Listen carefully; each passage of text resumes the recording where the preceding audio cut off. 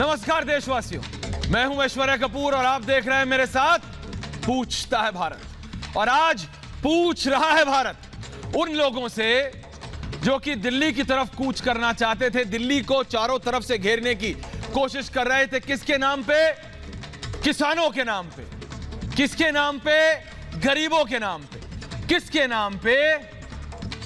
जो आपके और हमारे घर में अन्न पहुंचाते हैं, भारत के अन्नदाता किसानों के नाम पे।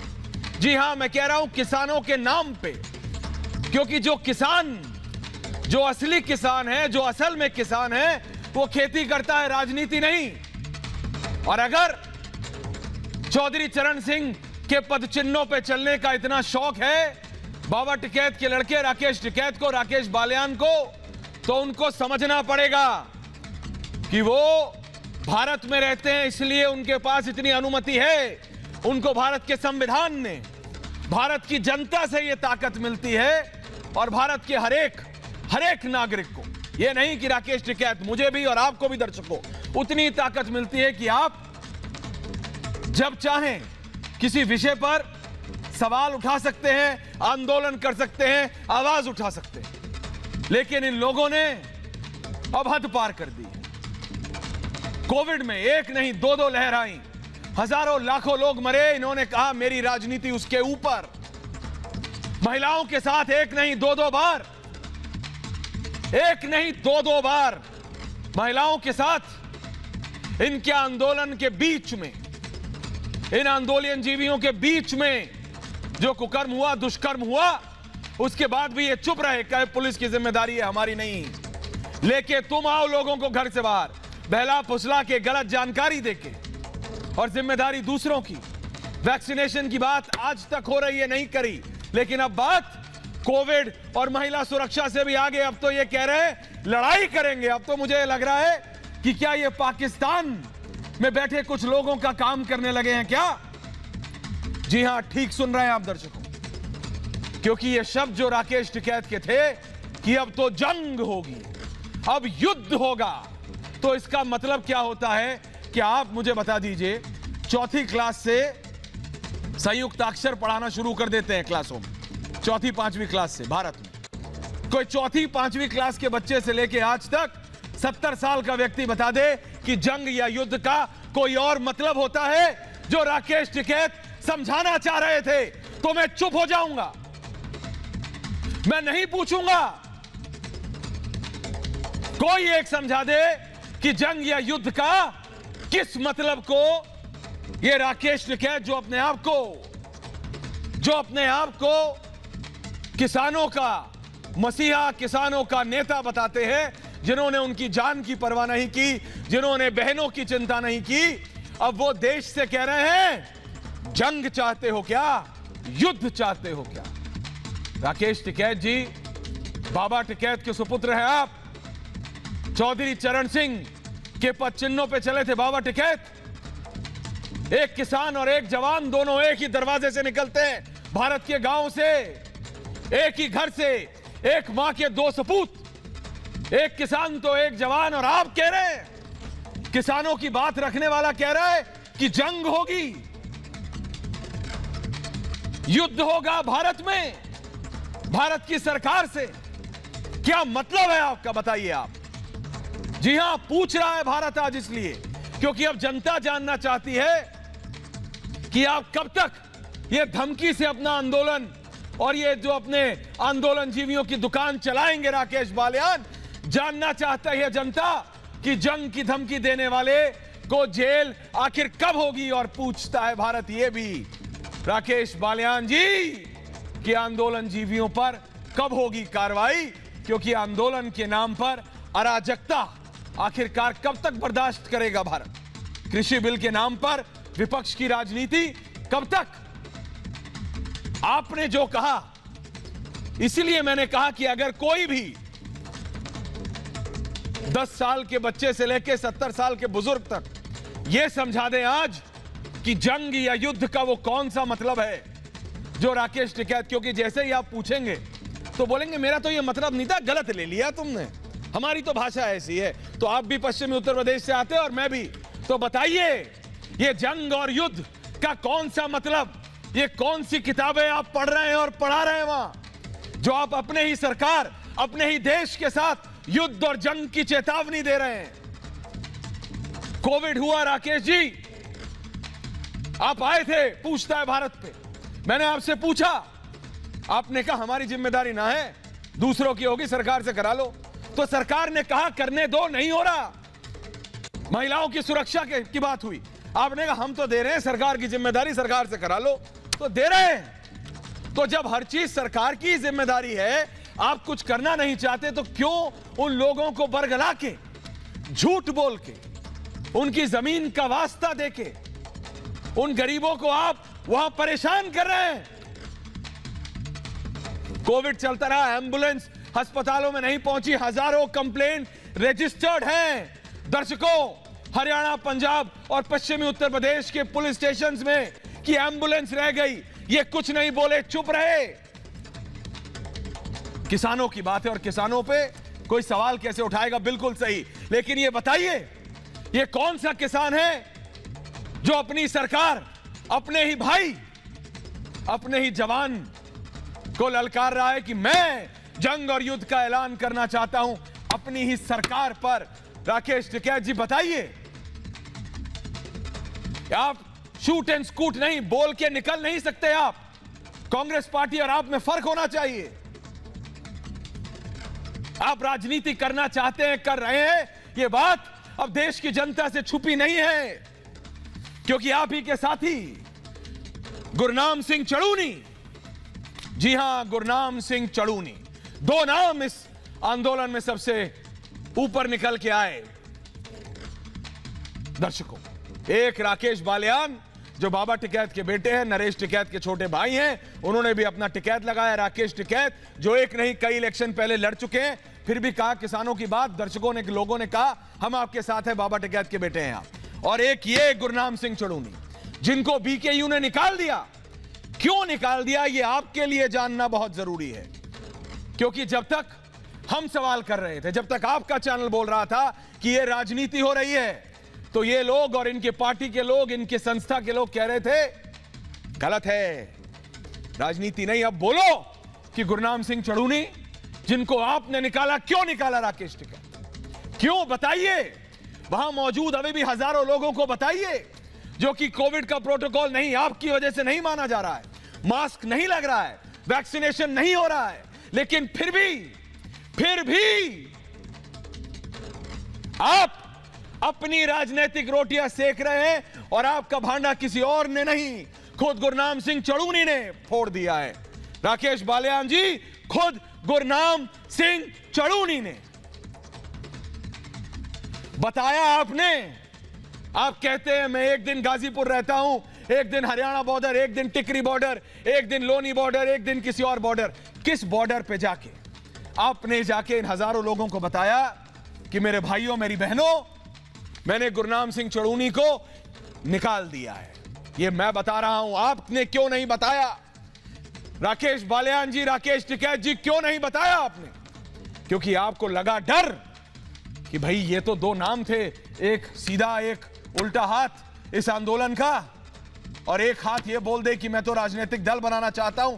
जी हां दर्शकों, राकेश टिकैत के सबसे बड़े समर्थक और इस पूरे आंदोलन के दूसरे नंबर के नेता गुरनाम सिंह चड़ूनी ने कह दिया कि मैं राजनीति में आना चाहता हूं। इसीलिए आनन फानन में बिना कुछ सोचे समझे, अरे अभी तो 10 महीने हैं यूपी के इलेक्शन में, चड़ूनी तुमने ये क्या कर दिया?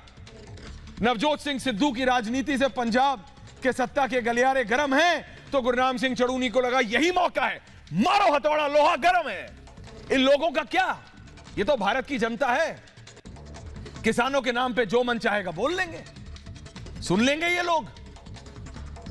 तो समझ रहे हैं आप, राकेश टिकैत अपनी यूपी के इलेक्शन के हिसाब से अपनी राजनीतिक और अपनी घोषणाओं पर टिके हैं। तो ये गुरनाम सिंह चड़ूनी को, और अगर मैं गलत कह रहा हूं आप देख लीजिए, आज ही नवजोत सिंह सिद्धू को कांग्रेस का प्रदेश अध्यक्ष बनाने की बात है, उसके बाद कैप्टन अमरिंदर सिंह रहेंगे या नहीं मुख्यमंत्री, ये देखना होगा। लेकिन इसके बीच ये जो व्यक्ति आपके स्क्रीन पे है राकेश टिकैत के साथ गुरनाम सिंह चड़ूनी, इनको लगा, दर्शकों, कि यह मौका है। अभी बिल्कुल उथल पुथल मची हुई है अकालियों को। आम आदमी पार्टी आ रही है, सिद्धू आम आदमी पार्टी में नहीं जा रहा। यही मौका है मेरी राजनीतिक रोटियां सेकने का, मेरे को राजनीतिक तरीके से चमकने का। कर दो ऐलान, कर दिया। जो वहां हजारों लाखों भाई बैठे हैं, महिलाएं माताएं बैठी हैं, सही कह रहा हूं, गरीब घरों से आए हैं, कई बहुत बड़े बड़े घरों से भी आए हैं, सहायता आ रही है। कई लोगों ने कहा वहां क्या क्या है। अरे भाई, भारत का किसान कोई 1980 का किसान थोड़ी है, 2021 का किसान है, उसमें कई किसान भी हैं और ये असलियत है। माताएं वहां रोटियां सेक रही हैं, किस लिए? चड़ूनी जी, आपको राजनीतिक दल बनाने के लिए। सड़क पे बैठे हैं, बारिश आई बैठे रहे, कोविड आया बैठे रहे, क्योंकि आपने उन्हें बोला था ये लड़ाई उनकी है। आपने उन्हें कहा था मैं तुम्हारे लिए कर रहा हूं। राकेश टिकैत और गुरनाम सिंह चड़ूनी ने कहा था उन लोगों से जिनसे चंदा आया। कई लोगों ने सवाल खड़े किए, कई मीडिया ने भी, कि ये बड़ी बड़ी गाड़ियां क्या किसान नहीं रख सकते? रख सकते हैं, क्यों नहीं रख सकते? जो 20, 30, 40 लाख के ट्रैक्टर खरीद सकते हैं, आजकल इंपोर्टेड जॉन डियर पता नहीं कौन कौन से ट्रैक्टर आते हैं, एसी ट्रैक्टर आते हैं, तो क्या नहीं खरीद सकते? खरीद सकते हैं। खुशहाल है भारत का किसान। लेकिन उनको आपने पहले बरगलाया, उनको आपने पहले उल्टा सीधा समझाया, और अब जब वो सड़कों पे बैठे हैं तो आप उनके दम पर, उन्होंने जो भुगता, आप अपनी राजनीतिक रोटियां सेक रहे हैं, तो बताइए ना उन्हें। बता क्यों नहीं रहे आप? और अब आप देश को जंग, राकेश बालियान, जंग और युद्ध की चेतावनी दे रहे हैं आप। जैसा मैंने कहा, क्या यह गलत है कि भारत के गांव के एक ही घर से, एक ही दरवाजे से, अगर एक बेटा जवान, बड़ा बेटा जवान तो छोटा किसान, बड़ा किसान तो छोटा जवान। शहरों की बात अलग हो गई है। शहरों में आज भी, सर ये सही है, कोई इंजीनियर, कोई डॉक्टर, बताए मुझे कोई 100 में से एक होगा जो कहता है मैं सेना में जाऊंगा। गांव में चले जाइए, दिल्ली, हम नोएडा में बैठे हैं, गौतम बुद्ध नगर में 25 किलोमीटर चले जाइए, 25 किलोमीटर बुलंदशहर मुजफ्फरनगर शुरू होता है। शाम के 4 बजे से 18 साल 16 साल के लड़के आपको सड़कों पर भागते हुए दिखेंगे। क्यों? क्योंकि वो फौज की तैयारी कर रहे हैं। और आप एक भाई को बोल रहे हैं कि दूसरे भाई से लड़ो। आपका असल उद्देश्य क्या है राकेश बालियान जी, ये बताइए। आज जनता जानना चाहती है। आप जंग कराना चाहते हैं, आप युद्ध कराना चाहते हैं, और कई लोग हैं जो कह रहे हैं नहीं, बोला नहीं होगा, ऐसे ही कह रहे हैं। क्योंकि सवाल खड़ा करते हैं तो सुनाऊंगा मैं अगले 1 मिनट में, और उसके बाद पूरा पैनल है, नुपुर शर्मा से लेके कृष्णवीर चौधरी, चौधरी पुष्पेंद्र सिंह, मनजिंदर सिंह, सिरसा साहब, सब है। सवाल पूछूंगा, क्योंकि सिरसा साहब कई काम ऐसे कर देते हैं कि बिल्कुल हाथ जोड़ने का मन करता है। कितना अच्छा काम किया जम्मू कश्मीर में, बेटियों की जान बचाई, और यहां पे आपको दिख नहीं रहा। एक भाई को दूसरे भाई से लड़ाने की चेष्टा हो रही है। कोविड आया, लोग मरे, ऑक्सीजन नहीं थी गुरुद्वारों में, सिरसा साहब लगाया लोगों ने ऑक्सीजन का सिलेंडर, तब भी आंदोलन जीवी हटे नहीं। क्यों? क्योंकि इनको इस समय का इंतजार था कि जब पंजाब में मौका आएगा, नवजोत सिंह सिद्धू कांग्रेस में रहने के बाद बोलेगा कि मैं आम आदमी पार्टी मेरे को समझती है, तब गुरनाम सिंह चड़ूनी को लगेगा अब मौका है, मारो पास। राकेश बालियान के लिए तो जल्दी हो गया कि योगी आदित्यनाथ की तो गुड्डी चढ़ गई है, फिर प्रधानमंत्री बिल्कुल बम बम कर दिया है। तो अभी मेरे लिए समय नहीं है। राकेश बालियान कह रहे हैं तुम पूरे आंदोलन को बिगाड़ दोगे। यार कर क्या रहे हो? रुक जाओ, अभी मत करो ऐसा, 4 महीने रुक जाओ, अभी 4 महीने और। ये फार्म बिल की तो बात ही नहीं, कृषि कानून पे आपको बहस करनी है, करते रहिएगा, आंदोलन करने हैं, करते रहिएगा। आपने सड़कें जाम की, जो किया, सवाल खड़ा होता है सही या गलत, लेकिन अब जो हो रहा है, अगर वो कोई राजनेता जो कि जनता के बीच जाएगा, उसे जवाब देना होगा कि राकेश टिकैत, राकेश बालियान जो चेहरा है, एक चेहरे ने बोल दिया कि मैं राजनीति में जा रहा हूं। वो माएं, वो दादियां जो अपना घर छोड़ के, अपना गांव छोड़ के वहां चूल्हा जला रही हैं, उन युवाओं के लिए जो आंदोलन कर रहे हैं ये समझ के कि ये सही चीज है, उनको पता होना चाहिए कि उनके नेता गुरनाम सिंह चड़ूनी राजनीति में आना चाहते हैं। फिर ऐसा नहीं पहली बार, लेकिन फिर भी अगर किसी की आंखें बंद हैं अभी तक तो, और राकेश बालियान और रुकेंगे 4 महीने, लिखवा लीजिए आप, ऐसा नहीं है कि राकेश बालियान को समझाने की कोशिश नहीं की गई, बोला नहीं गया। क्या राजनाथ सिंह, नरेश टिकैत ने नहीं बोला कि एक बार राजनाथ सिंह जी बोल दें? रक्षा मंत्री हैं आज देश के, लेकिन कृषि मंत्री रह चुके हैं वाजपेयी जी की सरकार में, पूर्व उत्तर प्रदेश के मुख्यमंत्री हैं, किसान नेता हैं आज की तारीख में बीजेपी के सबसे बड़े। स्वर्गीय अजीत सिंह जी अब नहीं है चौधरी चरण सिंह जी के बेटे, लेकिन उनके पोते जयंत चौधरी, क्या ये नहीं जानते क्या हो रहा है? क्या इनकी जिम्मेदारी नहीं है आज?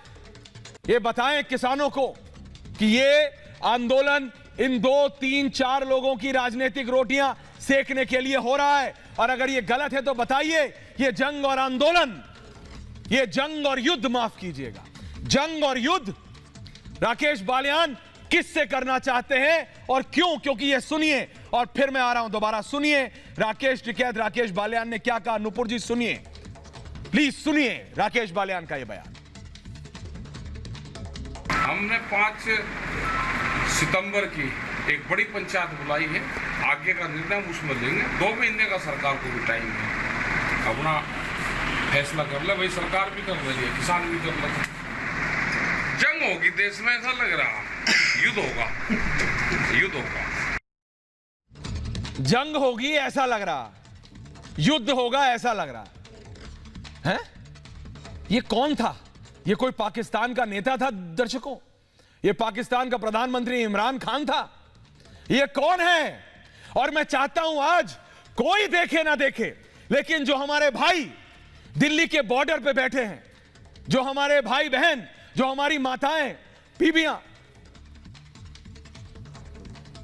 बीबी कहते हैं ना दादी को पंजाबी में, वो जो वहां अपना गांव छोड़ के पन्नी में चूल्हा चला रही हैं, रोटियां जला रही हैं, आप देखिए ये अपने ही देश के साथ जंग और युद्ध की बात करने वाले कौन हैं?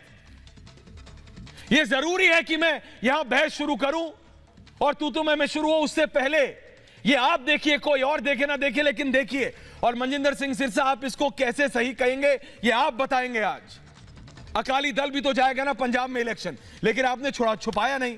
आपने तो ये नहीं कहा, आपने कहा मैं समर्थन कर रहा हूं, लेकिन मैं तो राजनीति करूंगा।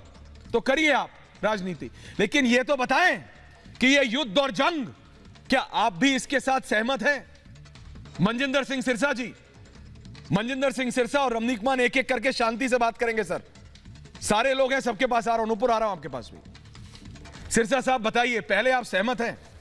आप चाहें तो मैं दोबारा सुना सकता हूं। लगता है अब तो देश में जंग होगी, युद्ध होगा, अलग है। सुन लिया मैंने मान साहब, ये अभूतपूर्व है। किसान कैसे, ये बाबा टिकैत के बेटे बोल कैसे सकते हैं? मैं तो इससे समझ नहीं आ रहा। सिरसा साहब सिर्फ, और इधर मान साहब जी। जी ऐश्वर्या जी, देखिए, जब आपको अगर याद हो, आज से कुछ दिन पहले हिसार के अंदर जिस तरह ने पुलिस ने एक जंग का माहौल बनाया, अपने ही लोगों को जितनी बुरी तरह से पीटा और फिर मुकदमे दर्ज किए 307 के, थोड़ी देर बाद सीएम साहब को मैं उस मनजिंदर सिंह सिरसा से पूछ रहा हूं, और वो मान साहब प्लीज, सिरसा साहब मैं सिर्फ 10 सेकंड और ले रहा हूं। मेरे को पता है मैंने 12 मिनट समझाया है। आप लोग बहुत, आपका बहुत बहुत धन्यवाद। आप सब बैठ रहे हैं, आप, नुपुर शर्मा, अवनीश जी, सब। सिर्फ इतना कह रहा हूं, मैं उस मनजिंदर सिंह सिरसा से पूछ रहा हूं जो जम्मू में जाके भारत की बेटियों को, सिख बच्चियों को बचा के लाता है। मैं उनसे पूछ रहा हूं, जब कोविड में लोग मर रहे थे तो आपने ये नहीं देखा आपको कोविड होगा या नहीं? आपने ऑक्सीजन सिलेंडर पहुंचाया, गुरुद्वारे में लगाया, रकाबगंज में लगाया, 10 जगह और लगाया। आप बताइए मेरे को, कोई भी नेता हो वो ये कहे लगता है जंग होगी, पार्टी भूल जाइए, आपकी भी पार्टी का हो तो भी, क्या वो सही है? लगता है युद्ध होगा। सिरसा साहब, आज जनता देख रही है आपको, आपको बोलना पड़ेगा। ये कैसे सच है? आप केवल उनको सही कैसे है जी? नहीं बोलेंगे, बिल्कुल डटकर बोलेंगे, डटकर बोलेंगे। हम अपने किसान भाइयों के साथ खड़े हैं, डटकर बोलेंगे कि उनको बार बार बदनाम करने के लिए सारी कोशिशें कर ली, लेकिन कोई सरकार उनको बदनाम नहीं कर पा रही। उनको आतंकवादी भी कह के देख लिया, खालिस्तानी भी कह के देख लिया, देशद्रोही, चाइना से फंड, पाकिस्तान से फंड, कोई दुनिया का लांछन नहीं जो छोड़ा हो। लेकिन सारी परिस्थितियों को किसान पार करता हुआ अपनी बात पे अड़ियल होकर के हमने इंसाफ लेकर उठना है। अगर आज इंसाफ नहीं मिला तो हमारी कई पुश्तें रोएंगी। मैं तो ये जरूर कहना चाहता हूं, किसान की आप क्षमता देखिए, ताकत देखिए, चाहे वो गरीब है, चाहे उसके पास अनाज भी आज खाने को नहीं, वो अपनी बुआई भी नहीं कर पाया टाइम पर, लेकिन उसके बावजूद वो एक बात जानता है कि अगर आज मुझे फैसला नहीं लिया तो ये फैसला मैं जिंदगी भर मेरे परिवारों को कितने सालों तक पुश्तों को झेलना पड़ेगा। और ये पहली बार नहीं है, अंग्रेजों के खिलाफ भी इसी तरह लंबी लड़ाई लड़नी पड़ी थी और कई महीनों तक वो लड़ाई चली थी, क्योंकि तब भी इसी तरह जाति की जा रही थी। आज सरकार बातचीत करके इसका मसले का हल क्यों नहीं निकालती? हल क्या है? 3 कानून रद्द कर दीजिए, उनको घर को जाने दीजिए, जो अच्छे कानून बनाएंगे उनको साथ बैठकर बना लीजिए, 2 लाइन में बात खत्म होती है। लेकिन अगर आप करना ही नहीं चाहते तो फिर उनको बदनाम करके आप एजिटेशन खत्म करना चाहते हैं। तो सरकारों की बहुत पुरानी नीति रही है, जितनी भी पुरानी सरकारें ने सबकी नीति रही है कि कोई भी एजिटेशन हो उसको पहले बदनाम किया जाए, उसको बदनाम करके एंटी नेशनल पेश किया जाए। तो क्या आपको लगता है कि इस देश के अंदर जो अंधा है वो जंग करने की बात कर रहे हैं? साहब, जैसे कई बार बच्चों को बोला जाता है, आप एक वरिष्ठ नेता हैं, मैं आपको पिछले 12-14 साल से देख रहा हूं सिरसा साहब। मुझे याद है जब अरुण जेटली का जो दफ्तर था और घर था 9 अशोक रोड, जब आप वहां आते थे, जब बीजेपी और अकाली दल एक साथ था, तब जब आपकी दाढ़ी चिट्टी नहीं थी बाजी, काली हुंदी सी, मैं तब से आपको देख रहा हूं रिपोर्टर। तो आज आप वरिष्ठ हैं, लेकिन आज आपने ऐसा फिंगर ऑन द लिप्स रखा है कि मैं सब पे बोलूंगा, ये राकेश बालियान पे नहीं बोलूंगा, इसने युद्ध और जंग की बात की है। क्या सबसे ज्यादा जवान माएं अपने बच्चों को पंजाब और हरियाणा से नहीं भेजती बॉर्डर पे? रमनीक मान, जब कोई सरकार करे ना करे, इनके खुद के नेताओं ने इनके आंदोलन पे सवाल खड़ा कर दिया है क्या नहीं? रमनीक मान बताइए। ऐश्वर्या, मैं अपनी बात शुरू करूं उससे पहले मैं 2-3 बातें आपके सामने स्पष्ट करना चाहता हूं। पहले मेरे को इस पे चाहिए जो आपने ये राकेश बालियान का युद्ध और जंग। सिरसा जी, नहीं मैं बता रहा हूँ जी। नहीं, अरे वो तो ही इज अ वॉर मॉन्गरर यार। वो आदमी तो सिविल राइट्स क्रिएट करना चाहता है। He wants to create a civil war in this country. वो चाहता है कि ये देश जले, वो चाहता है, ये दिख रहा है, वाजे है उसके स्टेटमेंट से, उसके बयानों से। वो मुसलसल जिस तरीके से बात कर रहा है, वो चाहता है कि टकराव की स्थिति बने, लोग मरे, और आज तक जितने लोग वहां मरे हैं उसके लिए जिम्मेवार ये लोग सब हैं, कलेक्टिवली हैं। और आप सिरसा जी से जो सवाल पूछ रहे हैं उसका सीधा जवाब को नहीं मिलेगा। आपके चैनल पे अलग अलग समय पे अलग अलग सीधे सवाल पूछे गए हैं, सीधे सवालों का सीधा जवाब देने की इनकी आदत नहीं है, इनकी नीयत नहीं है। समझ लीजिए इस बात को, ये राजनीति कर रहे हैं विशुद्ध रूप से, इसके अंदर कोई संदेह मत रखिएगा आप। और आप जो पुलवामा की बात कर रही हैं, गुरुद्वारे में नहीं थे उस दिन सुबेरे, वहां पे हम लोग थे, उन्होंने शादी नहीं कराई, वहां से लेके जरूर गए हैं, उसके लिए मैं इनका धन्यवाद करता हूं। उन्होंने अच्छा काम किया, बच्चों को तो नौकरी दिया, अच्छा काम किया। पर आज वो एक अलग विषय है, आप अभी उस पे मत जाइए, वो आपने पर्सनल कहना पड़ेगा कि सिरसा गलत कर रहे हैं। वंदनी, मैं कह रहा हूं सिरसा जी को चाहिए कि कहें कि राकेश बालियान, पहले मैं आपको कांग्रेचुलेट करूंगा, आपने 12 मिनट में जो आपने अपनी बात कही, आपने ऐश्वर्या मेरे अंदर के इमोशंस जगा दिए। जब आपने मेरी माताओं की, मेरी बहनों की, मेरी बुजुर्गों की, मेरे नौजवानों की बात करी, जिनको बरगला के बॉर्डर पे बिठा रखा है, जिनको झूठ कहा गया, जब लाया गया कि जमीनें छिन जाएंगी, और आज ये कहा जा रहा है कि देश में वॉर होगी, जंग होगी। तुम हो कौन? हो कौन तुम? चुनी हुई सरकारों को तुम कहते हो, और सिरसा जी यहां पे बैठ के डिफेंड करते हैं। हम सरप्राइज, ये कैसी राजनीति है भाई? आप कानूनों की बात करते हो, काले कानून, आप लोग थे सरकार के साथ जब कानून बने। नन्ही इच्छा हरसिमरत बादल ने कहा ऑन स्टेज, हम कभी नहीं थे, आप लोग थे सरकार के साथ कानून बने। ये आप पॉलिटिकल एडवांटेज के लिए नहीं सिरसा साहब, जिस दिन ये लोकसभा नहीं बिल आया सिरसा साहब, आप गलत कह रहे हैं। जिन्होंने सिरसा साहब आपके 1000 झूठ के खिलाफ खड़े हुए। सिरसा साहब प्लीज, बिल्कुल मैं आपके बीच में नहीं बोला। बिल्कुल नहीं, सिरसा साहब मैं आपके बीच में नहीं बोला। आपको शर्म आनी चाहिए, आप झूठ बोलते हैं। आप प्लीज मेरी बात सुनिए। आपके 1000 झूठ मैंने सुने हैं, मैंने 1000 झूठ आपके सुने, और 1000 बार आपने झूठ बोला है, और मैं सुनता रहा हूं। आज मैं सच बोल रहा हूं, आप सुनेंगे प्लीज, मेरा आपसे निवेदन है, आप मादा रखिए सच सुनने का। हमारी नहीं है, आप हमेशा ऐसे करते हैं, कभी आप सिख कौम को विक्टिम बताते हैं, नहीं चलेगा। ये जिद है आपकी, ये आपकी नेतागिरी की जिद है, ये आपकी लालच की जिद है। यहाँ पे आप बैठ के मौत की फसल कर रहे हैं, मौत की खेती तैयार कर रहे हैं। आप लोगों को क्यों नहीं समझ में आता कि एक पैंडेमिक की स्थिति है, तीसरी लहर की इंतजार हो रही है, और आप 2 महीने बाद जंग की बात कर रहे हैं? आपका क्या कॉन्ट्रीब्यूशन है बताइए सामाजिक तौर पर? जितनी बातें ऐश्वर्या ने गिनाई वो सब डीजीएमसी के, दिल्ली सिख गुरुद्वारा मैनेजमेंट कमेटी के फंड से है। आपकी नहीं क्या, क्यों रद्द कर दे कानून? भैया आप मुझे बताओ, क्यों रद्द कर दे कानून? आप कानूनों के साथ थे, आप क्यों बताइए पार्लियामेंट में कानून बनेंगे, सड़क पर रद्द होंगे? सिरसा जी, ये कहां का न्याय है? ये संविधानिक है भैया। सुनो, ये डेमोक्रेसी है, ये मोबोक्रेसी नहीं है। एक एक करके प्लीज, एक एक करके आप दोनों वरिष्ठ क्या बताएंगे आप सिरसा जी? आप नहीं, एक एक करके कैसे यार? ये झूठ दा परिंदा, झूठ दी पंड लेके चलते हैं तुसी, सवेर तो लेके रात तक तुसी झूठ वंडते फिरते हैं। That is what you do. ਤੁਸੀਂ ਜਦੋਂ ਚੱਲਦੇ ਮੋਢੇ ਤੇ ਝੂਠ ਦੀ ਪੰਡ ਹੁੰਦੀ ਤੁਹਾਡੀ, ਤੁਸੀਂ ਝੂਠ ਵਰਤਾਉਂਦੇ ਸਾਰਾ ਦਿਨ।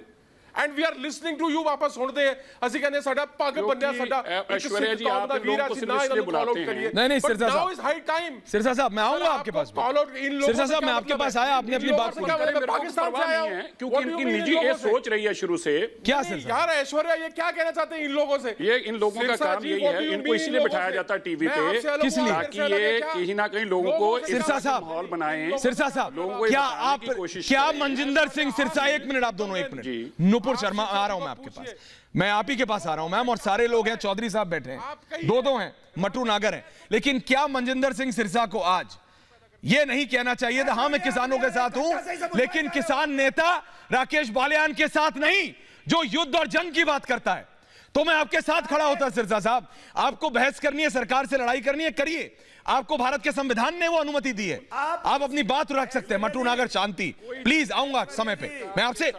मनजिंदर सिंह सिरसा और नुपुर शर्मा यार देश प्लीज। के साथ सिरसा साहब हम आप देश के लिए मरने वाले लोग हैं ऐश्वर्या जी, हमें बताने की तो जरूरत युद्ध है। नहीं नहीं तो युद्ध और जंग के आप इस टिप्पणी के साथ सहीनुपुर में आ रहा हूं, मैं चाहता नहीं कि सिरसा साहब बीच में बोले, इसलिए मैं उनसे पूछ रहा हूं। सिरसा साहब सिर्फ 30 सेकंड आप मुझे बताइए, आप राकेश बालियान उर्फ टिकैत साहब के इस बयान से सहमत हैं या नहीं? देश के लिए मरने वाले लोग हैं, देश के लिए जंग करने वाले लोग हैं, देश के तो साथ देश के साथ क्यों कर रहे हैं? ना ही हम कभी देश के साथ जंग, देश के लिए मरना पड़ेगा तो मरेंगे देश के लिए ना। किसानी की बात जब आती है कि सरकार किसानों की बात नहीं सुनना चाहती है, देश के लिए नुपुर, सरकार देश के साथ नहीं करके इस मसले को निपटाती क्यों नहीं है? देश के लिए नुपुर, देश के साथ नहीं। जी नुपुर शर्मा जी बीजेपी की वरिष्ठ नेत्री हैं, आवाज तेज करिए नुपुर शर्मा जी की। जी मैं 2-3 चीज कहना चाहूंगी। मुझे सिरसा जी मेरे बीच में ना बोलेंगे, मैं आपके बीच में नहीं बोली, आपको बिल्कुल सही पकड़ा है। अभी आपकी जानकारी के लिए बहुत जरूरी और अहम है, 5 जून 2020 में इन 3 कानूनों के लिए ऑर्डिनेंस प्रोमलगेट किया गया था, पारित किया गया था 5 जून 2020। मेरे सामने वीडियो है हरसिमरत जी का 7 सितंबर 2020 का, मतलब कि जून, जुलाई, अगस्त 3 महीने बाद का, 3 महीने बाद अपने रेजिग्नेशन से पहले आपकी पार्टी ने भारतीय जनता पार्टी का साथ छोड़ने से पहले, जिसमें कह रही है 3 कृषि कानून बहुत अहम है, बहुत जरूरी है और हमारे किसानों के फायदे के लिए है।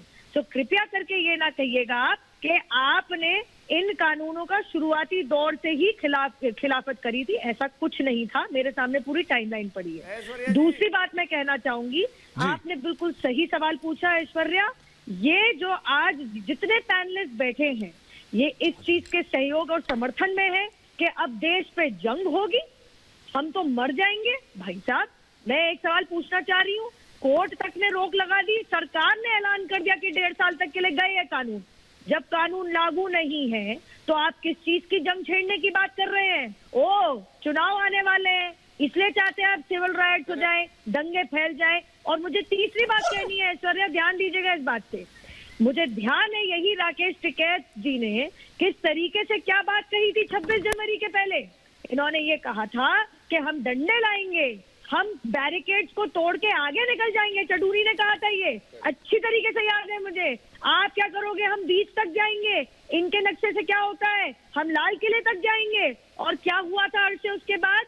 आप उसको दंगा भी नहीं कह सकते हो, कोई दंगाई भी नहीं चाहेगा कि देश के तिरंगे और अस्मिता पे ऐसी ठेस पहुंचे कि तिरंगे का इस्तेमाल करके वर्दी पहने हुए पुलिस वाले के ऊपर उसके ऊपर अटैक हो, उसको मारा जाए। ना कोई देश का भारतीय, चाहे वो लोकल सिविल राइट क्यों ना हो, नहीं चाहेगा कि लाल किले के ऊपर जो तिरंगा लहरा रहा है 26 जनवरी के दिन उसकी बेइज्जती और की जाए। मैं दंगा नहीं कहूंगी, मैं तो कहना नहीं चाह रही हूँ। क्या खिलाएगा ये बताएंगे मुझे सिरसा साहब। और अब क्या चाह रहे हैं? जंग छिड़ेगी। क्या कहा राकेश टिकैत की? अपनी स्टेटमेंट सुनी पूरी? नहीं नहीं नहीं, इस बार लाल किला नहीं, इस बार संसद भवन जाएंगे, आग लगाएंगे वहां पे।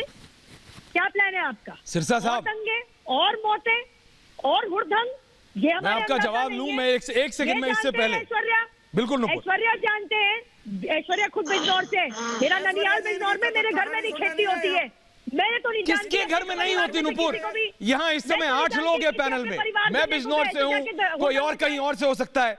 क्या आज आप कह सकती हैं कि आपके वंशज, आपके पिताजी, आपके दादा किसान नहीं थे, खेती नहीं होती थी, कोई खुद करता था, कोई काम करते थे, किसी के यहां लोग काम करते थे। भाई भारत तो किसानों का ही था ना देश। अब हम लोग हुए पिछले 50, 60, 70 सालों में शहरों में आए हैं। हमारे दादा परदादा तो सब किसान ही थे, सिरसा साहब, आपके हमारे सबके। लेकिन बात यह है सिरसा साहब कि जब एक व्यक्ति ये कह रहा है, चौधरी पुष्पेंद्र सिंह जी, आप तो अध्यक्ष हैं किसान शक्ति संघ के, आप मुझे ये बताइए ना चौधरी साहब, सिरसा साहब ने तो कुछ नहीं बोला राकेश बालियान पे, लेकिन आप तो बताइए चौधरी, मैं हर बार जब आपसे सवाल पूछता हूं ये बोलता हूं आपके पीछे चौधरी साहब की फोटो है जी। अगर आप उनको अपना मार्गदर्शक मानते हैं तो बताइए, क्या राकेश टिकैत का यह बोलना सही है आपके अनुसार कि जंग होगी, लगता है युद्ध होगा, अपने देश के साथ युद्ध करना सही है?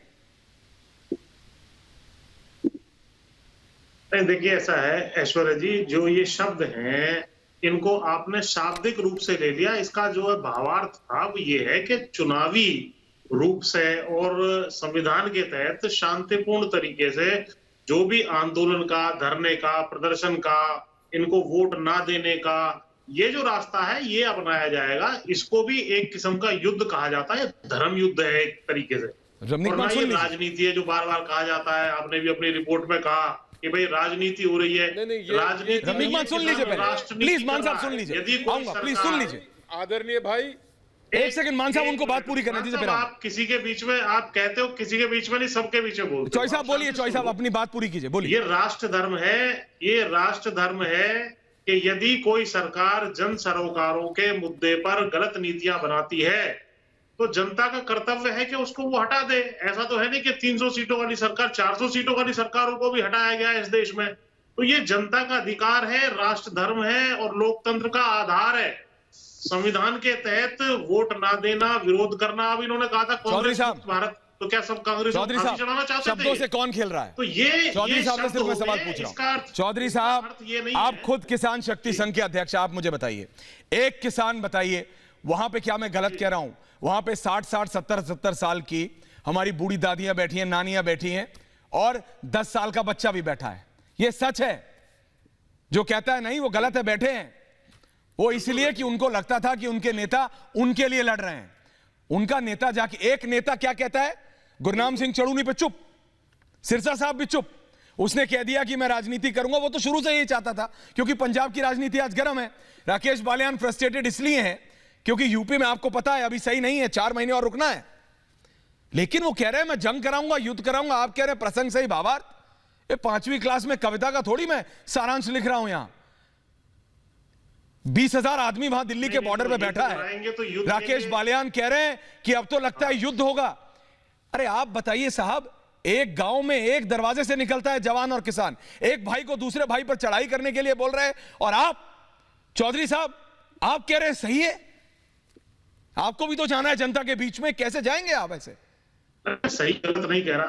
क्यों नहीं कह रहे आप गलत है? सही गलत नहीं कह रहा। क्यों नहीं कह रहे चौधरी साहब? ऐसा आप क्यों नहीं कह रहे कि ये बयान गलत है? हथियार नहीं इकट्ठे करेंगे, हथियार, ये हथियारों की लड़ाई की बात नहीं हो रही है, चुनावी लड़ाई की बात हो रही है। हाँ, तो आप मान गए? जो चुनाव के आप मान गए? शब्द क्या लगता है? आप मान गए? चुनाव लड़ेंगे, आप चुनाव लड़ेंगे, चुनाव लड़ेंगे क्यों कहा कहता है? तो लड़ाई होती है क्या वो चुनाव में? नहीं, आपने कहा लड़ेंगे। जब कोई कहता है तो इसका मतलब लड़ते हैं क्या? तो फिर नुपुर आ रहा हूं। रमनीक मान पूछ रहे हैं आपसे सवाल। लड़ने का मतलब ये है कि अब नीचे समस्ती जी आ रहा हूं, माफी चाहता हूं, आप बोले नहीं है अभी तक। सिरसा साहब असलियत आ रही है धीरे धीरे। पुष्पेंद्र जी एक मिनट, असलियत आ गई है। मान साहब बोलिए। Thank you. मान साहब बोलिए। एक मिनट पुष्पेंद्र जी, एक मिनट। मैं अभी धागा खोलता हूं। आप यहां बैठ के जो आप प्रवचन कर रहे हैं कि कवि यहां यह कहना चाहते थे, इस प्रसंग में यह अर्थ निकलता है, ऐसा मत कीजिए। तारीख बताइए उन्होंने, 2 सितंबर या 5 सितंबर, उन्होंने चेतावनी दी है। आप बता दो 2 सितंबर 5 सितंबर को कौन सी वोटिंग हो रही है, कौन से प्रदेश में चुनाव है, कौन से देश को चुनाव है। देखिए ये मिट्टी मत डालो, जब कोई झूठ बोलता है, जब कोई राष्ट्र धर्म की बात नहीं राष्ट्रद्रोह की बात करता है, उस आदमी को आप cover fire, intellectual cover fire देने का प्रयास मत करो। आपकी अपनी असलियत यहां धागा धागा खुल रही है। पुष्पेंद्र भाई, मैं आपको टीवी से अलग भी बात करता हूं, मैं जानता हूं आपको, आप मुझे अच्छे से जानते हैं, पर राष्ट्र के विरुद्ध कोई बात जाएगी, उसको किसानी का चोला ओढ़ के जस्टिफाई करने का प्रयास ना तो मैं आपको करने दूंगा और ना किसी तरीके से जस्टिफाई की जा सकती है। इस बात को आप समझिए, बेहतर समझिए। ये जब राकेश बाल्यान, ठीक कहा आपने, अरे भाई कोई जस्टिफिकेशन नहीं किया जा रहा, राकेश लेकिन बाल्यान उसका बोलता है गलत कि जंग होगी, युद्ध होगा। अरे भाई नहीं, सुनो सुनो, अब आप मेरे बीच में बोल रहे हैं। आप में से कोई भी इसकी निंदा क्यों नहीं कर सकता? आप कैसे जानते हैं उनका अर्थ क्या है? How do you know? आपको कैसे पता उनका अर्थ क्या है? अरे भैया, सारे देश को उस आदमी ने कहा कि हम जंग में झोंकेंगे। आप कह रहे हो उनका अर्थ, कवि यहाँ पे ये कहना चाहते हैं, कवि का अर्थ ये है। अरे सुनो सुनो, हमने देखा उसकी झलक 26 जनवरी को दिखाई, आपने झलक, आपने ट्रेलर दिखाया हुआ है, आप क्या बातें कर रहे हैं? कैसे? अरे तो भाई ऐसा करो कि इनको तुरंत गिरफ्तार करके जेल में डालो। आप कह रहे हैं पार्लियामेंट में, ऐसा कैसा करो? जेल में डाल दो फिर आप। किनको? हाँ तो भाई सब समय आएगा तो आपके पास सारी एजेंसी है, छप्पन इंची सीना है, आपके पास सेना है, पुलिस है, फोर्स है। किनको चॉइस, आप किनको अरेस्ट करना? पकड़ के जेल में डालो। आप कर लीजिए ना सरेंडर।